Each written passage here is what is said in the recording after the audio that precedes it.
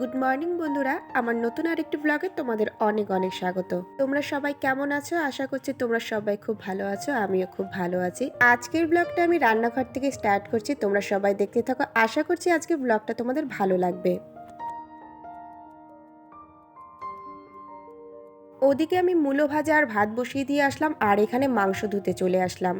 তো আজকে পাঁঠার মাংস নিয়ে এসছে আধা কেজির মতো। তো আজকে একটা কাণ্ড হয়েছে জানো তো, আজকে না আমরা যখন সকালবেলা হাঁটতে যাই, আমি, ছেলে আর আমার হাজবেন্ড, তখন না রাস্তা দিয়ে দেখছিলাম যে মাংস কাটছিল। তো সেই মাংস দেখে না আর লোভ সামলাতে পারলাম না, তো বলেই ফেললাম যে আজকে মাংস আনবে।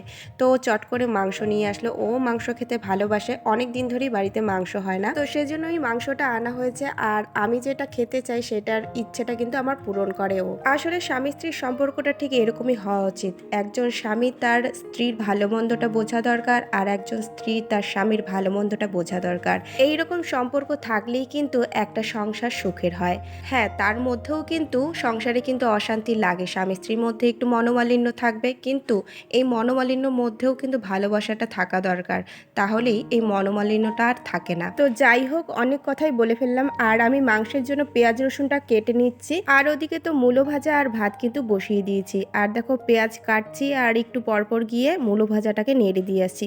আর রান্নাঘরে না এভাবে সবজি কাটতে ইচ্ছে করে না, খুব ঠান্ডা লাগে, তো একটু রোদের মধ্যে বসলে পরে ভালো লাগে। আর আমার ছেলে দেখো এদিকে কমলা খাচ্ছে, ওর টাইম হচ্ছে কমলা খাওয়ার 11টা থেকে 11:30টার মধ্যে, যখন রোদটা একটু ভালো করে ওঠে তখনই। তো এদিকে মা আর ছেলের জন্য করছে হচ্ছে একটু আলুর তরকারি, মানে আমরা বলি ওটাকে হচ্ছে আলুর ডাল, ধনে পাতা দিয়ে, কোনো পেঁয়াজ ছাড়া, রসুন ছাড়া, আর এইখানটা লঙ্কা ছাড়া করব, যেহেতু ছেলে ঝাল খেতে পারে না। তো দুজনের জন্য এই তরকারিটাই করব। একটু লবণ দিলাম, হলুদ দিলাম, তারপরে একটু আদা আর হচ্ছে একটু জিরে গুঁড়ো দিয়ে দেবো, বাস, তাহলেই কিন্তু আমার আলুর ডালটা হয়ে যাবে। আলুটাকে কিন্তু খুব ভালো করে ভাজা ভাজা করে নিতে হবে, আর আলুটাকে আমি আগেই সেদ্ধ করে নিয়েছি যাতে খুব তাড়াতাড়ি রান্নাটা হয়ে যায়। আলুটা যদি এভাবে না ভাজাভাজি করি তাহলে কিন্তু আলুটা গন্ধ গন্ধ লাগবে, মানে আলুর যে কাঁচা কাঁচা গন্ধ সেটা কিন্তু থেকেই যাবে।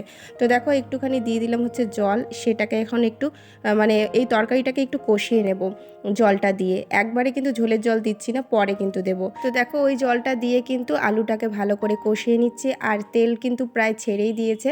তেল যখন ছেড়ে দেবে তখন আমি এখানে দিয়ে দিচ্ছি হচ্ছে ধনেপাতা কুচি। আমি ধনেপাতাটা আগেই দিই, মানে ঝোলের জল ঢালার আগেই, কারণ ধনেপাতাটা যদি একটু ভাজা ভাজা এইভাবে করে নিই তাহলে ধনেপাতা যে কাঁচা গন্ধটা সেটা কিন্তু আর নাকে লাগে না।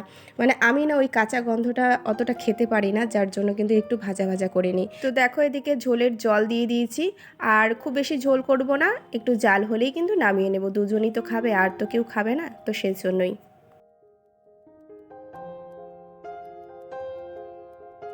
আলুর ডালটা করে নেওয়ার পর এখন আমি করব হচ্ছে মাংস।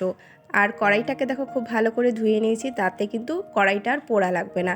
তো একটু তেলের মধ্যে দিয়ে দিলাম হচ্ছে লবণ আর হলুদ। এবার আলুটাকে ভেজে নেব। আমি তেলের মধ্যেই লবণ হলুদটা দিয়ে নিই, যাতে আগে মাখিয়ে নিলে কি হয় বলো তো, হাতের মধ্যে লাগে হলুদটা, আর হাতের মধ্যে কেমন জানি একটা কালার হয়ে যায়, মানে হাতটা নষ্ট হয়ে যায়। তো সেই জন্যই আমি তেলের মধ্যে একবারে দিয়ে দিই লবণ আর হলুদটা, তাতে সব তরকারির মধ্যেই লেগে যায়। তো আলুটা আমার ভাজা হয়ে গেছে, আলুটাকে এখন নামিয়ে নিচ্ছি।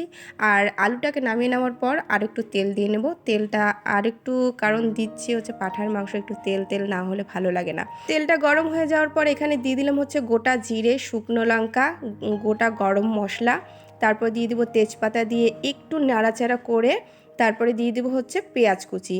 পেঁয়াজ কুচিটা না দিলে কিন্তু একদমই ভালো লাগে না আমার, তো সেজন্য পেঁয়াজ কুচিটা দিলাম, খুব বেশি দিলাম না কারণ বাটা মশলা আছে। তো পেঁয়াজটাকে খুব একটু লাল লাল করে ভেজে নেবো, আর এখানে একটু চিনি দিয়ে নিচ্ছি যাতে কালারটা খুব সুন্দর আসে। আর একটুখানি দিয়ে দিলাম হচ্ছে রসুন, গোটা রসুন কয়েকটা রেখেছি আর কয়েকটা পেস্ট করেছি। আর এখানে দিয়ে দিয়েছি হচ্ছে রসুন, আদা আর হচ্ছে পেঁয়াজের পেস্টটা, আর একটা কাঁচা লঙ্কা দিয়েছিলাম, খুব বেশি ঝাল করবো না জন্য। তো লবণ দিয়ে দিলাম, তারপরে দিয়ে দিব হচ্ছে হলুদ, এরপর দিয়ে দিব হচ্ছে জিরে গুঁড়ো, ধনে গুঁড়ো, আর হচ্ছে কাশ্মীরি লাল লঙ্কার গুঁড়ো। কাশ্মীরি লাল লঙ্কার গুঁড়োটা কিন্তু আমি সব রান্নাতে ইউজ করি, কারণ ওটা কালারটা যেমন আসে আর স্বাদটাও কিন্তু দ্বিগুণ করে দেয় তরকারির।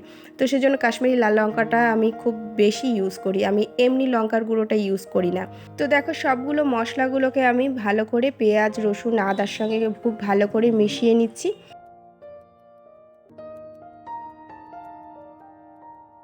এখন যে মিক্সিটাতে জল দিয়েছি সেটা হচ্ছে ওই মশলা ধোয়া জলটা, যাতে মশলাটাকে কষানোর জন্য একটু জল দিয়ে নিলাম। জল দিয়ে কিন্তু আমি একটু ঢেকে নেব। এইভাবেই ঢাকা চাপা দিয়ে কিন্তু মশলাটাকে আমি খুব ভালো করে কষিয়ে নেব। বারবার করে একটু ওলটপালট করে নিচ্ছি, আবার একটু নেড়ে দিচ্ছি, নাহলে নিচে লেগে গেলে কিন্তু আবার পোড়া পোড়া গন্ধ হবে, মাংসটা আর স্বাদ হবে না। তো এরকম জল থাকতেই কিন্তু আমি মাংসটা দিয়ে দিচ্ছি, যাতে মাংসটাও সেদ্ধ হয়ে যায় আর মশলাটা খুব ভালোভাবে কষানো হয়। তো এরকম জল থাকা অবস্থাতেই কিন্তু আমি মাংসটা দিয়ে দিই। মাংসটা দিয়ে দেওয়ার পর খুব ভালো করে মশলার সাথে মিশিয়ে নিচ্ছি। এভাবেই কিন্তু ঢাকা চাপা দিয়ে আবারও কষিয়ে নেব মাংসটাকে। আর মাংসটা না খুব ভালো ছিল, মনে হচ্ছে একদম কচি পাঁঠা আর একদম লাল টুকটুকে ছিল। তো সেজন্যই খুব ভালো করে কিন্তু সেদ্ধ হয়েছে, আর মাংসটা খেতেও কিন্তু দারুণ হয়েছিল। নিজের রান্না নিজেই প্রশংসা করব না, কিন্তু সত্যিকারেরই খুব ভালো হয়েছিল। দেখো আরও কতটা জল ছেড়ে দিয়েছে। জল ছাড়া অবস্থাতেই আমি এখানটায় আলুগুলোকে দিয়ে দেব। ভেজে রেখেছি, তাও কিন্তু আলুটা অতটা সেদ্ধ হয়নি, আর এই জলের মধ্যেই কিন্তু আলুটা সেদ্ধ হয়ে যাবে, আর পরে দিলে কিন্তু আলুটা একদম কাঁচা থেকে যাবে। তো খুব ভালো করে কিন্তু এখন মশলাটাকে কষিয়ে নেব মাংসের সাথে। তো দেখো খুব ভালো করে কিন্তু আমার কষানো হয়ে গেছে, আর আমি এখানে ইউজ করব হচ্ছে গরম জল।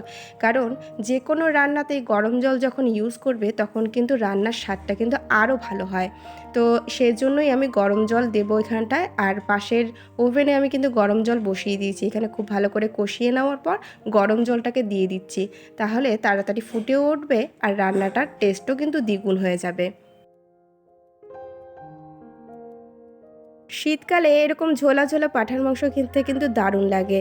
আর আমি মাংসটাকে খুব বেশি রিচ করব না, পাঁঠার মাংস কিন্তু এরকম ঝোল ঝোল কিন্তু ভালো লাগে খেতে। আর মুরগির মাংসটা রিচ খেতেই বেশি ভালো লাগে। দেখো আমি জলটা দিয়ে দিলাম, এখন জাল উঠলে গরম মশলা দিয়েই কিন্তু নামিয়ে নেব। সমস্ত রান্না বান্না কমপ্লিট করে রান্নাঘর পরিষ্কার করে ছেলেকে স্নান করিয়ে দিয়েছি, তারপরে আমি স্নান করে সবাই মিলে লাঞ্চ করে নিয়েছি। ছেলেকেও খাইয়ে দিয়েছি, তারপরে কিন্তু ঘুম পাড়িয়ে দিয়েছি। দেখো বাবা আর ছেলে শুয়ে পড়েছে। এখন ছোট দিনের বেলা তাল পাওয়া যায় না, কাজ করতে করতে সকাল হয়ে যায়, সকাল থেকে যে সন্ধে কখন হয়ে যায় টের পাওয়া যায় না। আর সন্ধেবেলা একটু বানালাম হচ্ছে চাউমিন, খুব তাড়াহুড়োর মধ্যে বানিয়েছি, আর আমরা সবাই মিলে সন্ধেবেলা একটু চাউমিনটার মজা নিয়েছি। তো এই সন্ধেবেলা এরকম ঠান্ডার দিনে কিন্তু এরকম খাবার খেতে খুবই ভালো লাগে। তো চলো বন্ধুরা, আজকের ব্লগটা এখানে শেষ করছি।